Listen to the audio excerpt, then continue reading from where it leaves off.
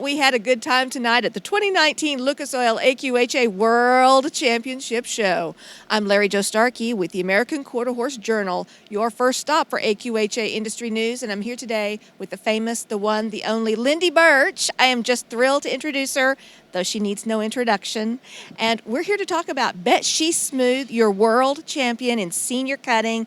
Could you please tell me about your gorgeous mare? Well, I can. I mean, she's easy to talk about. I just love her. She's a great mare. She's the smoothest cat out of the love of my life, really. A mare called Bet Your Blue Boons that I had for 31 years, and she just passed away this past April.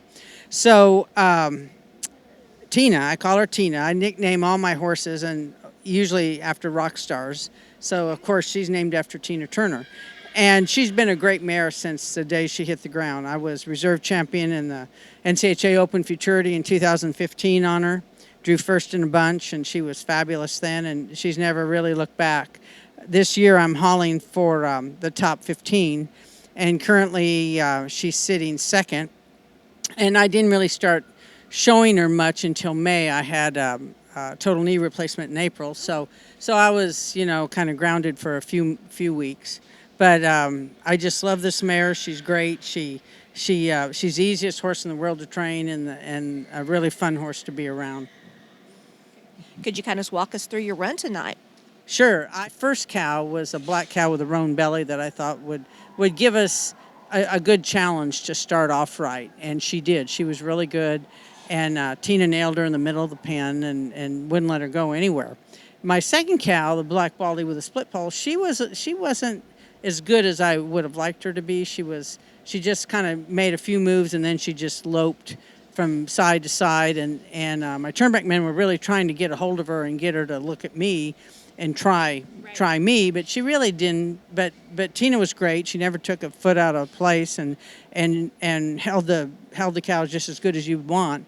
And then my second cow, I jogged up and cut the ring eye black baldy. I wanted to make sure the judges knew I was trying to win, and I think that helped the score because I was that aggressive. And then that cow finished the run really great, and Tina held her right in the middle of the pen. We never got outside the middle. It sounds like you're campaigning her toward a purpose. So what does this win mean in the middle of that campaign?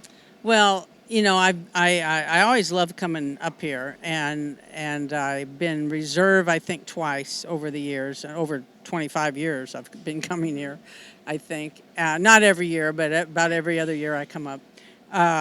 But I've never won it, and I was reserve on Bet Your Blue Boons in the senior cutting, which is her mother.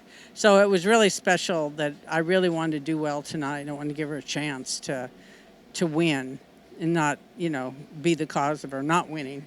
So that, is a big deal to me. It's a great honor for her to have as a cutting horse.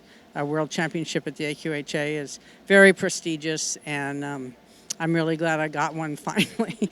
And then, hauling for the world, that's based on money, and we're sitting second. And if I can maintain that through the finals that'll start here during our futurity pretty soon, then she'd be reserve champion open mare and world champion mare, because the horse leading it is pretty untouchable. I don't think I can catch him, and he's a stallion. So my mare would be the first mare.